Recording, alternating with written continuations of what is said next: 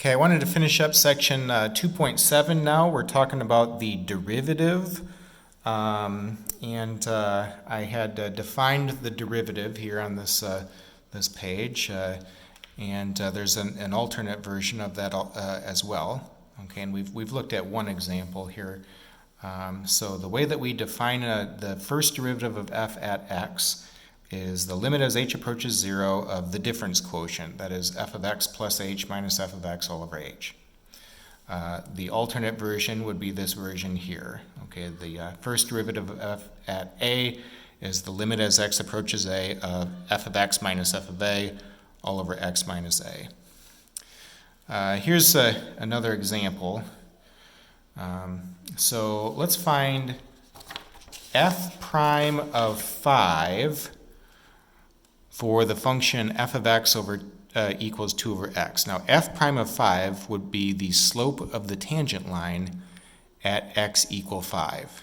Okay, remember that m is the slope of the tangent line, and that formula is the same formula as the derivative of f at a.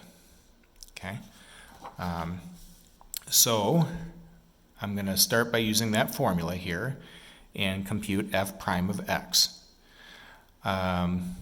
We have the limit as h approaches 0 of f of x plus h, that'd be 2 over x plus h, minus f of x, that'd be 2 over x all over h. Okay, now I can't plug 0 in, right, because there's a problem with division by 0. So I'm going to have to algebraically manipulate the inside here. Well, in the numerator, I've combined these two fractions to a single fraction.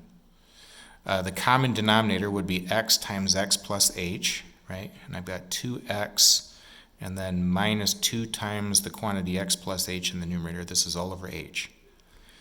H in the denominator is really the same as h over 1. Okay, and that's how I'd want to think about that, because I'm dividing by a fraction. I can flip the denominator, and I'm going to do that on the next line. Also, 2x minus 2x is 0. So you're going to have negative 2h up top divided by x times x plus h, but then you're multiplying this by 1 over h. So I'll go ahead and stick the h right in front of the x times x plus h. H can cancel with the h in the numerator. And now there's no longer a problem with making a direct substitution for 0. So now I'll go ahead and do that. Plug 0 in for h. And we get negative 2 over x squared. Now this would be just the general formula for finding the slope of a graph of the graph of 2 over x at a number x. Okay, we would like to know the slope of the graph at x equal 5. Now the derivative is a function. Okay, and we'll talk more about that in the next section. The derivative represented as a function, but just like any other function, you know, there's input values and output values. So if I want to know the slope of the tangent line at 5, I would just simply plug 5 into this formula that I created. Negative 2 over 25 would be the slope of the graph at that spot. Okay, and the nice thing about creating this formula is I can know the slope of the graph at any value of x that's in the domain of f. Okay, the derivative f prime of a is the instantaneous rate of change of y equal f of x with respect to x when x equal a. The section was called derivatives and rates of change. Okay, the derivative of a function is another function that describes how the original function is changing over time. Okay, we're going to do lots of things with rates of change in the next couple of chapters, actually. All right, so the derivative is the instantaneous rate of change when x is equal to a. Let's take a look at a problem in the book here. This is on page 151, problem 54, and I've already got that for us here. I've got some writing in the book there, don't worry about that. Okay, problem 54, it says the number of bacteria after T hours in a controlled laboratory experiment is represented by f of t. Okay, part A, what is the meaning of the derivative f prime of 5? What are its units? Okay, well, the number of bacteria after T hours is represented by f of t. F prime of t would be representing how that population is changing over time. Okay, so f prime of 5 would mean the rate of growth of the bacteria population at specifically t equal 5 hours. Okay, like how is the bacteria population changing? It's growing over time, we know that, but is it growing very fast? Or is it very, growing slow, or how exactly is it changing? Okay, the units of f prime are bacteria per hour. Okay, now in part B of this, it says, suppose that there is an unlimited amount of space and nutrients for the bacteria. Which do you think is larger, f prime of 5 or f prime of 10? Okay, well, let's take a look at that first here. F prime should increase as t increases. In other words, as the bacteria population is growing, you're going to have more bacteria producing more bacteria as time goes on. Okay, so the rate of growth should increase. Therefore, the rate of growth at 10 hours should be a bigger number than the rate of growth at 5 hours. Okay, because you're going to have what would be a much larger population, and all bacteria in the population are going to be producing more bacteria. Okay, compared to what it was there at 5 hours. Now, it says in that problem also, if the supply of the nutrients is limited, would that affect your conclusion? Yeah, it would. Because if we have a limited supply of nutrients, the growth rate will slow down at some point. Okay, now we don't know when that is, but it could be before 5 hours has occurred. Like maybe after 2 hours, the nutrient supply is all gone. Okay, well now the bacteria is going to be dying off, right? So the growth rate is not going to be as high as it was earlier, when the supplies was there. Or it might be that maybe the limited supplies occurs for not till maybe 20 hours. Okay, and then the supplies is all gone. Well, then this statement would still be true. Okay, the growth rate would be bigger at 10 hours. But so it really kind of depends on when the when the supplies is all gone. Okay, but yeah, sure, that would definitely affect our answer, right? At some point, the growth rate will slow down. Okay. Recall the instantaneous velocity. I had talked about the tangent line problem, and that was in the beginning of the chapter, and then we kind of looked at it in the general form here. But the instantaneous velocity is defined to be the limit of the average velocities. Okay, and what we were doing there in the velocity problem, that was a reading exercise that I wanted you to look at in the book, was suppose that you drop a ball off the top of a building. Well, as the ball is approaching Earth, the speed of the ball is going to be increasing, right? Because gravity is going to be pulling it down. Now, what would be the speed of the ball, the velocity of the ball at exactly 5 seconds? Well, that would be hard to know, right? If somebody were to take a snapshot of a ball next to a building and the ball's heading downward and ask you, what's the speed of the ball? That would be very difficult, okay? It would be a much easier problem if we were to have a video rolling of like maybe a 1 or 2 second clip, and we could calculate the average velocity in that 1 or 2 seconds. And then we can shrink the video length, You know, maybe let's look at it from 5 seconds to 5.5 seconds. Okay, or 5 seconds to 5.1 seconds. Okay, we can continue to shrink the length of the video there, and we can have an idea then of what that instantaneous velocity would look like. It'd be the limit of the average velocities, and that's basically the same problem as the tangent line problem. That was the comment that I had made back in section 2.1.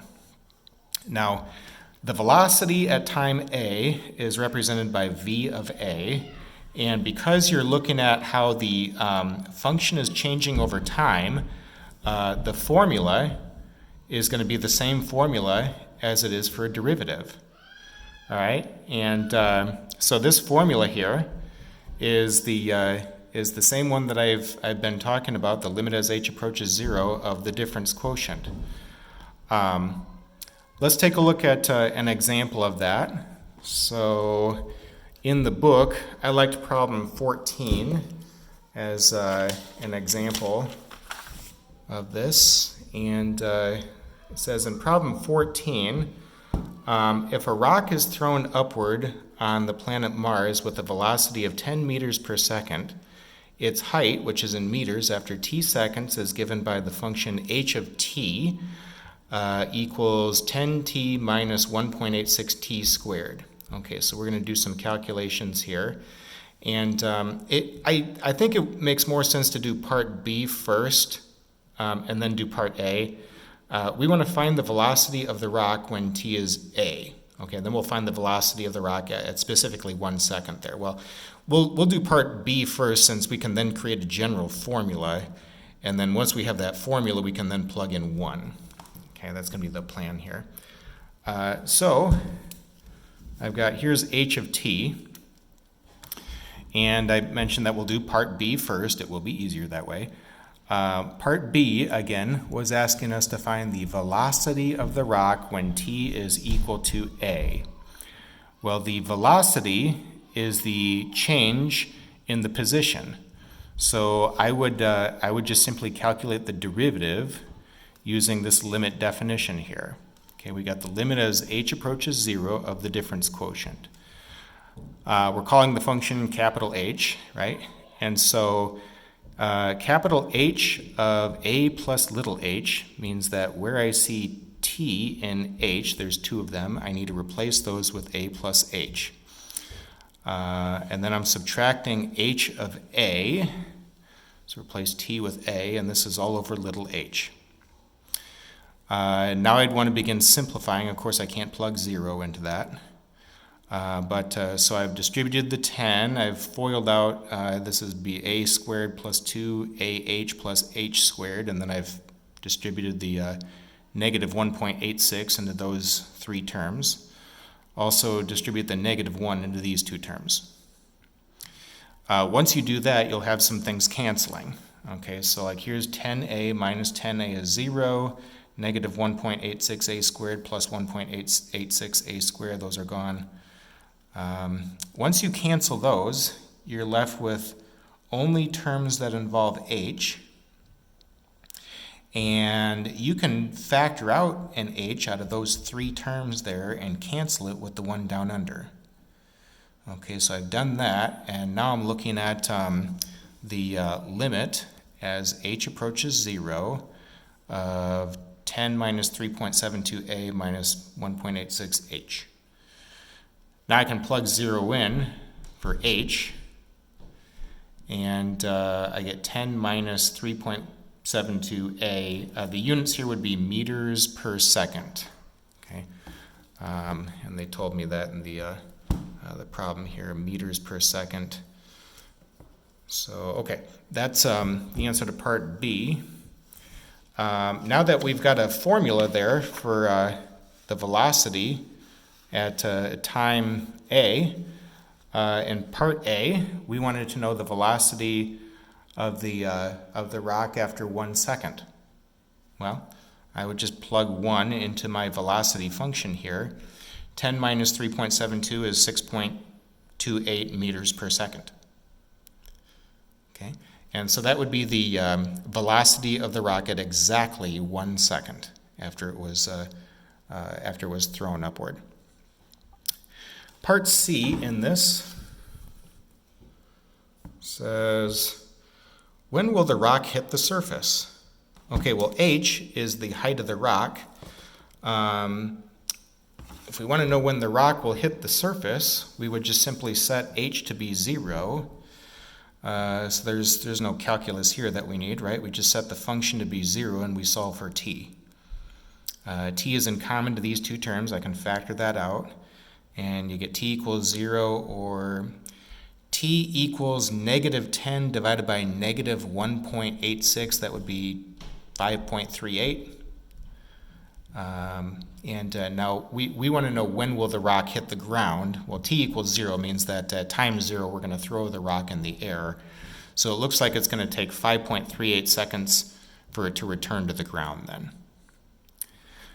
All right, now in part D, with what velocity will the rock hit the surface? Okay, well, I know the velocity function. Right, that was this guy right here, this formula. And this is a function of time. And I know the time that it will take for the rock to return to the ground, so I would just simply plug that time into the velocity function there and then simplify. I'm getting negative 10.01 meters per second when I simplify that. Why is that a negative? Well, it's because the rock is heading downward. It's indicating a direction there. Okay. But by the way, the sign would be a necessary thing. Okay. Although I've got a definition right afterwards, the speed of a particle, whatever it is, a rock or a ball or something like that, is defined to be the absolute value of the velocity. Okay, so you could say the speed of the rock at impact, when it hits the ground, would be 10.01 meters per second. Okay, so that's it for section 2.7. Here's the homework on page 148. Go ahead and try out these problems for me, the odd-numbered problems. And in the next video, we'll start on the last section for the chapter.